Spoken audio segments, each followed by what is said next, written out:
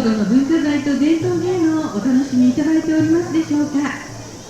続きましては、クジラ船清修組保存会の皆様によりますクジラ船清修組の演技でございます。さあ、クジラ船清修組、四日市市の伊勢湾沿岸地域では各地にクジラ船行事が伝わっており、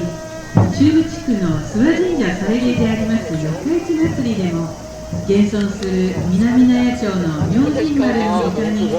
正祭で焼出した東袋町の正一丸、そして北納屋町の清修組と、かつては3艘のクジラ船が奉納されておりました。そのうちの1艘、北納屋町の清修組が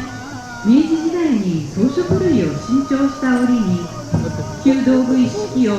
塩浜地区の七木屋町が譲り受け、昭和30年代まで清修丸という名で地元の神社にクジラ船行事を奉納しておりました。七木屋町での行事が長らく休止しておりましたところ、平成25年、岩戸山を持つ本町通り商店街へ譲渡されることとなり、中部地区へおよそ110年ぶりに里帰りしたのが現在のクジラ船清修組でございます。漆の塗り替えや金箔を施すなど、道具類の補修にも取り組みまして、いずれは昔ながらの演技も復活させたいと、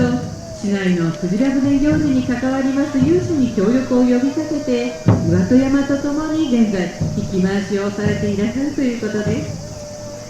さあ、それではお楽しみいただきましょう。クジラ船清修組、お願いいたします。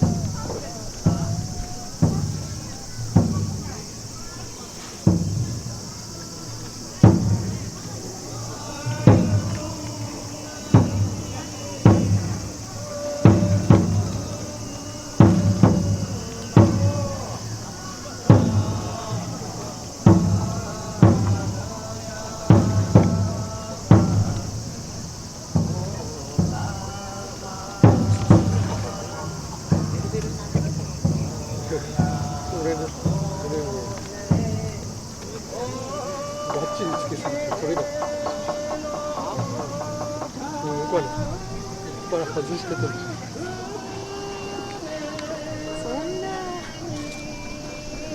な意味ないじゃん。スライドできない。スライドできるところも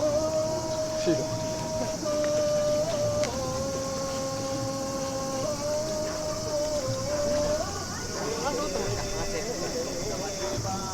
まあ、剥がせる。